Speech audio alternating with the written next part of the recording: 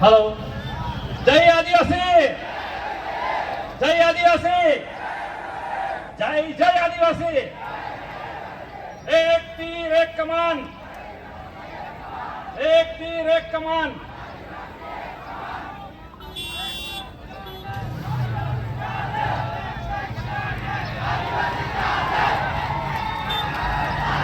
काले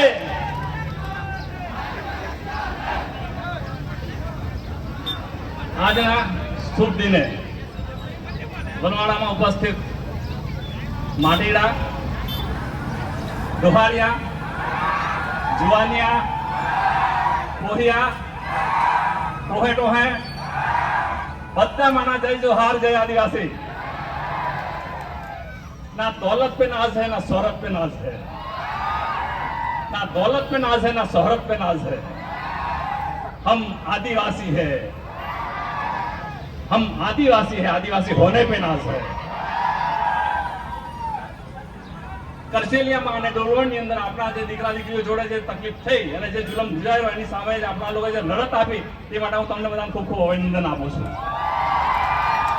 અને હવે પછી એ તાકાત આપણી દીકરીઓ સામે કે આપણા દીકરાઓ સામે કોઈ નજર ઉઠાવી નહીં એટલી તાકાત આપણા લોકો બતાવવાની કોઈ હિંમત નહીં કરે આ દેશની અંદર આદિવાસીઓને અલગાવવાદી કહેવામાં આવે છે નક્સલવાદી કહેવામાં આવે છે પણ આ દેશની અંદર ભારત દેશને સૌથી વફાદાર જો હોય તો પોતે આદિવાસીઓ છે સૌથી પ્રમાણિક જો તે આદિવાસી છે પર્યાવરણનું રક્ષણ જો કરતા આદિવાસીઓ કર્યું છે ભારત દેશની અંદર વધારે મહિલાઓને સન્માન જો આપ્યું આદિવાસીઓ આપ્યું છે આપણા સમાજમાં દીકરીને બહુ મહત્વનું સ્થાન આપ્યું છે બીજા સમાજની અંદર તમે વિચારજો કેટલાક સમાજની અંદર ક્લાર્ક એટલે કે કારકુન છોકરા જોડે લગ્ન કરવા હોય તો પોરીવાળાએ એને 15 લાખ આપવા પડે કેટલા 15 લાખ પોરીવાળાને આપે ત્યારે એનું લગ્ન થાય એન્જિનિયર જોડે લગ્ન કરવાના હોય તો 30 લાખ રૂપિયા આપવા પડે પોરીવાળાએ અને ડોક્ટર જોડે લગ્ન કરવાના હોય તો પોરીવાળાએ પોયરાવાળાને 50 લાખ રૂપિયા આપવાના ત્યારે લગ્ન થાય તમે વિચાર કરો કે આપણા સમાજની અંદર એક પણ રૂપિયો કોઈ પણ દિવસ છોકરીવાળા કે છોકરાવાળા માંગ્યો છે અને એટલા માટે આદિવાસી સંસ્કૃતિ આખા દેશમાં સારામાં સારી સંસ્કૃતિ છે અને આ સંસ્કૃતિ આપણા લોકો જાળવી રાખવાની જરૂર છે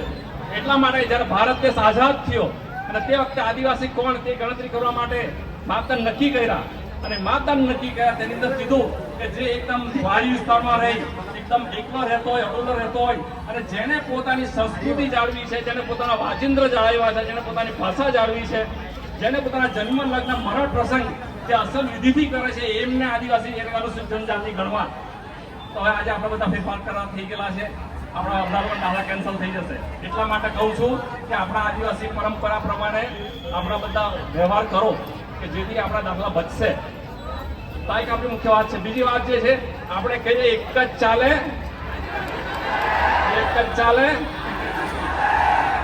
આપણને કોઈ ગાંધીનગરમાં બનતું નથી દિલ્હીમાં આપણને કોઈ ગણતું નથી ગુજરાત સરકારનો એક આભાર માનું છું કે ઘણા બધા પ્રયત્નો બાદ ધારાસભ્ય મહેનત બાદ આપણે ગરીબ વિદ્યાર્થીઓ માટે ફ્રી કાર્ડ મળ્યો એટલા માટે હું ગુજરાત સરકારનો આભાર માનું છું આપણા માનનીય મોહનભાઈનો પણ આભાર માનું છું કે એમણે મહેનત કરી પણ સાથે સાથે આપણને જે તકલીફ પડી રહી છે કે અત્યારે જે ભરતીઓ થઈ રહી છે નોકરી છોકરા આટલી બધી રાત દિવસ મહેનત કરે અને જે ભરતીઓ થઈ રહી છે પૂરેપૂરી ભરતી થતી નથી એની અંદર છેલ્લે 538 જગ્યા આપણી ખાલી ગઈ અને એટલા માટે કે સરકારે નિયમ એવો બનાવ્યો અને નિયમના આધારે આપણને નોકરી મળતી નથી તો જ્યારે છૂટછાટ આપવાની જોગવાઈ છે ને તે પણ એ લોકોએ છૂટછાટ આપી નહીં અને આપણી સીટ ખાલી રાખી તો આપણે એના માટે બધા લડવું જોઈએ કે નહીં લડવું જોઈએ 13 સપ્ટેમ્બરે નવસારી ખાતે આપણો આદિવાસી અધિકારી છે તે દિવસે આખા મહુવા તાલુકાના આવવા માટેનું આમંત્રણ આપું છું આર્થિક અનામત કરતા એ લોકોની આપણી અનામત કરતા એ લોકો પાછળ મૂકી દીધા અને આપણી અનામત ઓછી થઈ ગઈ એની અંદર એના માટે આપણા લોકો લડવું પડશે તો આપણી નોકરી જતી રહી છે ધીરે ધીરે આપણી જમીનો જતી રહી છે ભારત દેશમાં 2 કરોડ આદિવાસીને વિસ્થાપિત કર્યા બીજા લાખો આદિવાસીઓ આવનારા પ્રોજેક્ટમાં વિસ્થાપિત થવાના છે તો આપણી નવી પેઢી જશે ક્યાં અને એટલા માટે આપણે સંગઠિત થવાની જરૂર છે સાથે સાથે આપણા હક્કો જે છે એ ચારણ રબારી જેવા બોગસ લોકો લઈ રહ્યા છે આજની તારીખે 56,000 જેટલા બોગસ લોકો આપણી નોકરી લઈ રહ્યા છે આજે.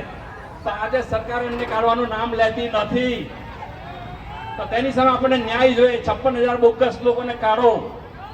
આપણી નોકરીમાં પૂરેપૂરી ભરતી કરો. શિક્ષણની અંદર જે સરકારી શાળાઓ છે, સરકારી શાળાઓને આધુનિક બનાવો, આધુનિક બનાવીને પૂરેપૂરો સ્ટાફ ભરો પૂરેપૂરા પગાર સાથે, અને તો આપણી સ્કૂલનું લેવલ ઊંચે આવશે. શિક્ષકો સારા છે, પૂરેપૂરી એમને ફેસિલિટી નથી મળતી અને બીજા કામો કરવામાં પડે છે, એટલા માટે આપણું શિક્ષણનું સ્તર નીચે જઈ રહ્યું છે. તો આ આપણી ઘણી બધી તકલીફો છે. તો એના માટે હું આપ સૌને સંગઠિત થવા માટે કહું છું. ફરીથી જય આદિવાસી, જય જોહાર.